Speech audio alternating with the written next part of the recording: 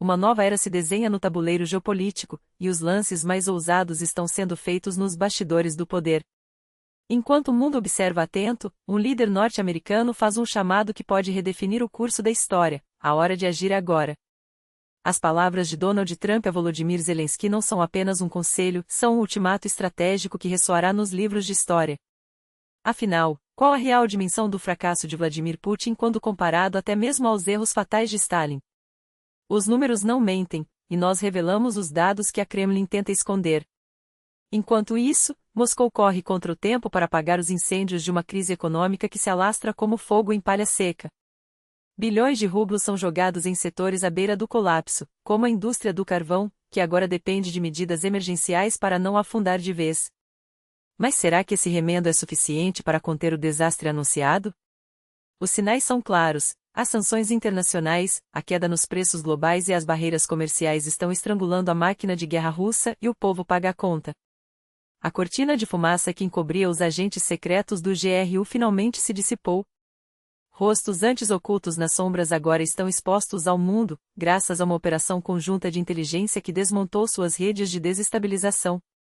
De ataques cibernéticos a atentados em solo europeu, esses heróis anti-Putin, que já sonharam em admirar os monumentos londrinos, podem trocar a vista da Torre de Londres pelas grades de uma prisão britânica.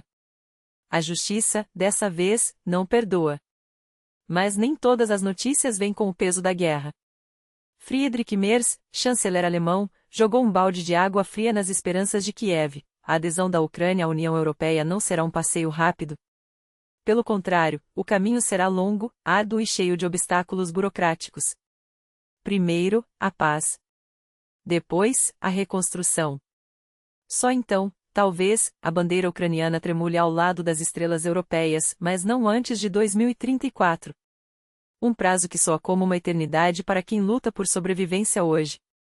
Enquanto a Rússia aperta o cerco digital, milhões de cidadãos podem perder uma de suas últimas janelas para o mundo. O WhatsApp, plataforma usada por quase 80% dos russos, está na mira do Kremlin. A justificativa? Pertencer a uma organização extremista Meta. O verdadeiro motivo? Controlar a narrativa e empurrar os usuários para aplicativos nacionais, como o Max, conhecido por sua dubiosa reputação em relação à privacidade. Telegram, por outro lado, segue intocável. Afinal, quando os servidores estão em um país amigo e a direção está disposta a ceder às exigências de Moscou, por que proibir? O conflito entre Azerbaijão e Rússia escalou para um novo patamar. Baku boicotou uma reunião-chave em Moscou, enviando um recado claro: sem respostas concretas pelos crimes não reconhecidos, como o avião derrubado pela defesa antiaérea russa ou as mortes ignoradas pela justiça do Kremlin, não haverá diálogo. A paciência tem limites, e o Azerbaijão não está disposto a fingir que nada aconteceu. E para fechar com chave de ouro, a Coreia do Norte mais uma vez prova que o comunismo e o turismo de luxo não combinam. O recém-inaugurado resort de Wonsan, apresentado com pompa pelo regime de Kim Jong-un, já fechou as portas para estrangeiros. Mais um projeto bilionário que vira pó, enquanto a população local continua à míngua. Afinal, em um país onde a propaganda supera a realidade, até as férias são uma fachada. Essas são as notícias que você não pode ignorar. Aqui, você fica à frente dos fatos, com análises profundas e informações que outros não ousam divulgar. Porque em um mundo onde a verdade é moeda rara, estar bem informado não é um privilégio, é uma necessidade. E você está no lugar certo para isso. Eis que o tão propagandeado paraíso turístico de Wonsan, anunciado como a joia da Coreia do Norte, fecha suas portas para estrangeiros temporariamente sem explicações, sem transparência, apenas mais um episódio na longa lista de promessas vazias.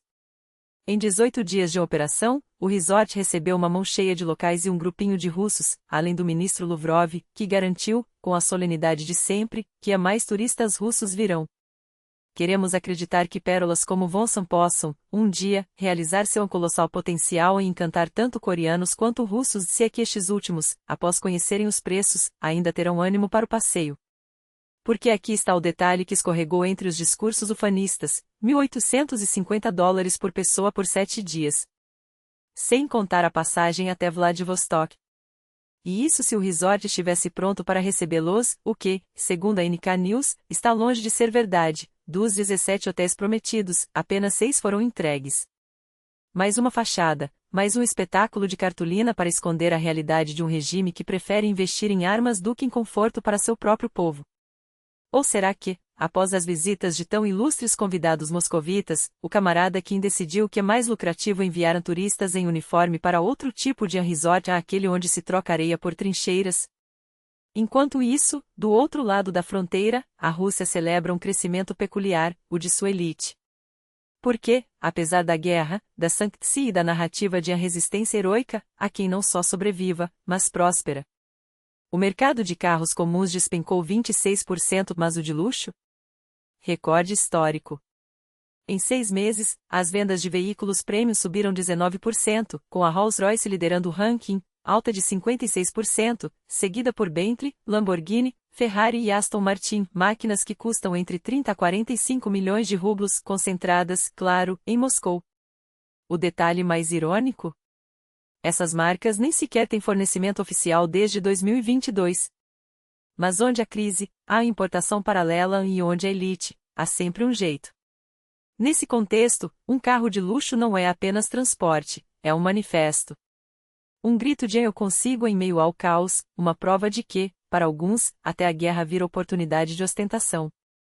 Afinal, como diz o ditado, para uns, a pátria, para outros, o privilégio. E você, o que acha? Essa disparidade é apenas um sintoma de resiliência ou a confirmação de que, em tempos de crise, os de sempre seguem intocáveis? Deixe seu comentário. Sua opinião importa e é ela que nos ajuda a desmascarar as contradições que muitos preferem ignorar. Obrigado por acompanhar até aqui. Cada like, cada compartilhamento e cada debate nos comentários é combustível para seguirmos revelando o que está por trás das cortinas. Porque a verdade não se esconde, ela só espera que alguém aponte o holofote.